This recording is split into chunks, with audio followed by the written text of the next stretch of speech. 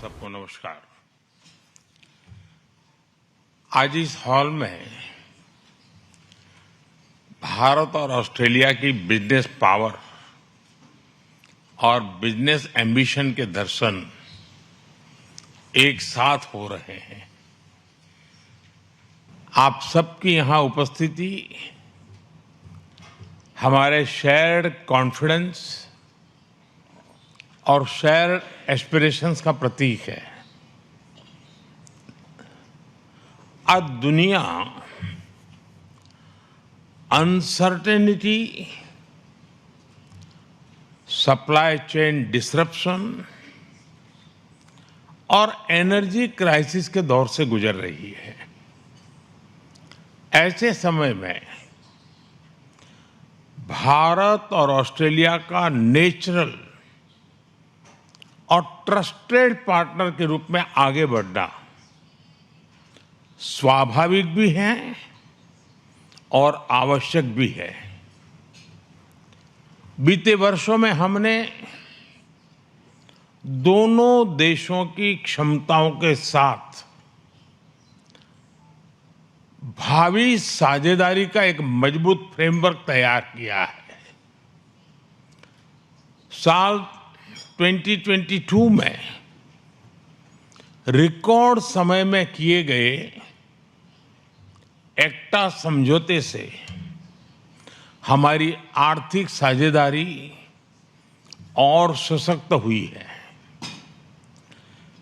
इसके लागू होने के बाद भारत से ऑस्ट्रेलिया को एक्सपोर्ट डबल हुआ है और दोनों देशों के बिजनेसेस को नए मार्केट एक्सेस इसका लाभ मिला है। लेकिन हम यहीं नहीं रुके रहे। अब हम व्यापक सीका समझौता करने की तरफ आगे बढ़ रहे हैं। इन प्रयासों से दोनों देशों की सरकारों ने एक नया रनवे तैयार किया है। अब इस पर इन्वेस्टमेंट और इनोवेशन का विमान उड़ान भरने के लिए तैयार है और आप सभी को इसे नई ऊंचाई पर ले जाना है। फ्रेंड्स, यहां क्लीन एनर्जी से जुड़ी कई कंपनियां उपस्थित हैं। हम भारत में hydro projects, green hydrogen, solar modules और विंड मिल्स के लिए मैन्युफैक्चरिंग इकोसिस्टम तैयार कर रहे हैं। भारत ने 2030 तक 500 गीगावाट रिन्यूएबल एनर्जी और 2070 तक नेट जीरो का लक्ष्य रखा है। ऑस्ट्रेलिया के टेक्नोलॉजी, कैपिटल और रिसोर्सेज इस ट्रांजिशन को गति दे सकते हैं।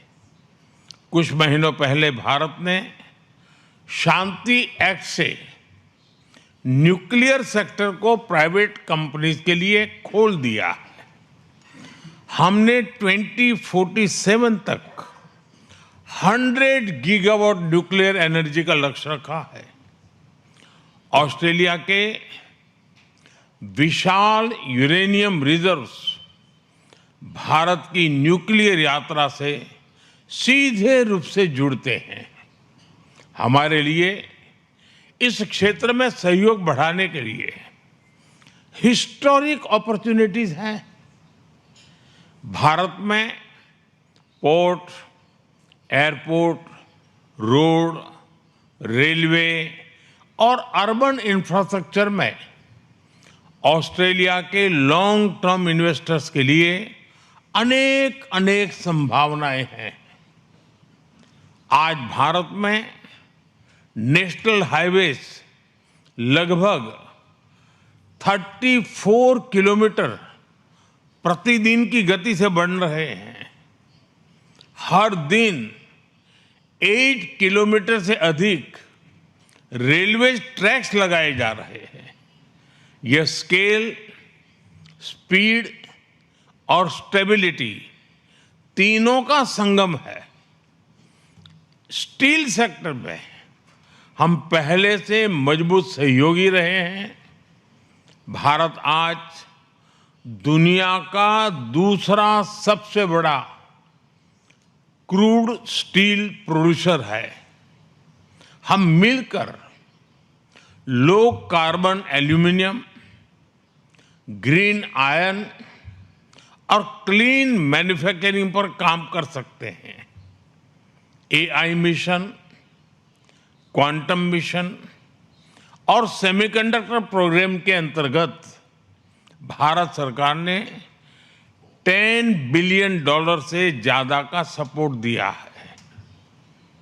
हम data centre, AI, quantum, semiconductor और डिजिटल पब्लिक इंफ्रास्ट्रक्चर के क्षेत्र में मिलकर ग्लोबल सॉल्यूशंस तैयार कर सकते हैं। ऑस्ट्रेलिया के पेंशन फंड्स आज $4 ट्रिलियन से अधिक एसेट्स मैनेज करते हैं। भारत में पेंशन की बचत को एक पवित्र अमानत माना जाता है। हम इसे केवल कैपिटल नहीं, करोड़ों करोड़ों परिवारों का ट्रस्ट मानते हैं। भारत आपके फंड्स को सेफ, स्टेबल और सस्टेनेबल ग्रोथ का अवसर देता है। हमारा प्रयास रहेगा कि आपका ट्रस्ट भी बढ़े और आपका कैपिटल भी बढ़े। एजुकेशन और स्किल्स में दोनों देशों के बीच नेचुरल सिनर्जी है। डिकिन यूनिवर्सिटी और वुलंगडोंग यूनिवर्सिटी ने गिफ्ट सिटी में कैंपस खोलकर एक नया अध्याय शुरू किया है। यह भारत के प्रति उनके कॉन्फिडेंस का प्रतिबिंब है।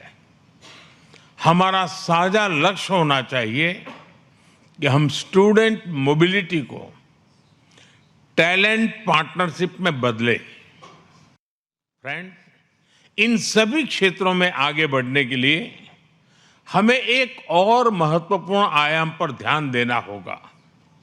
हमारी पार्टनरशिप केवल दोनों राजधानियों या कुछ शहरों तक सीमित नहीं रहनी चाहिए। हमें हमारे राज्यों, छोटे बड़े शहरों, विश्वविद्यालयों, उद्योगों, सभी के स्टेक होल्डर्स बनाना होगा। वेस्टर्न ऑस्ट्रेलिया की क्रिटिकल मिनरल स्ट्रेंथ, उसको हम उड़ीसा और गुजरात की मैन्युफैक्चरिंग कैपेबिलिटी के साथ जोड़ सकते हैं। क्वींसलैंड और टेस्मेनिया की क्लीन एनर्जी और एग्रीकल्चर एक्सपर्टीज, पंजाब और तमिलनाडु और आंध्र प्रदेश के रिन्यूएबल कॉरिडोर्स और फूड प्रोसेसिंग इकोसिस्टम को नई गति दे सकते हैं। न्यू साउथ वेल्स और विक्टोरिया की फाइनेंस, एजुकेशन, मेडिकल टेक और इनोवेशन इकोसिस्टम महाराष्ट्र, कर्नाटका, तेलंगाना के साथ मिलकर ग्लोबल सॉल्यूशंस बना सकते हैं। साउथ ऑस्ट्रेलिया की डिफेंस, स्पेस और मैन्युफैक्चरिंग कैपेबिलिटी उत्तर प्रदेश और केरलम के साथ नए अवसर बना सकती है। मेरा सुझाव है कि हम आने वाले समय में कुछ फोकस स्टेट टू स्टेट और सेक्टर टू सेक्टर पार्टनरशिप की पहचान करें और उन्हें आगे ले जाने के लिए रणनीति बनाए। फ्रेंड्स, लोकतांत्रिक मूल्यों और इंडो पैसिफिक साझा विजन के आधार पर हमारे बीच गहरा स्ट्रेटेजिक कन्वर्जेंस बना है। हम अपनी बिजनेस पार्टनरशिप को नई ऊंचाइयों पर ले जाने के लिए प्रतिबद्ध है। इस प्रयास में आप सभी की भूमिका बहुत महत्वपूर्ण है। मुझे विश्वास है कि आज का ये संवाद नए आइडियाज, नई पार्टनरशिप्स और नए कमिटमेंट्स को जन्म देगा। मैं फिर एक बार प्रधानमंत्री जी का इस कार्यक्रम के लिए समय निकालने के लिए उनका हृदय से आभार व्यक्त करता हूं और आप सभी को बहुत बहुत शुभकामनाएं। धन्यवाद।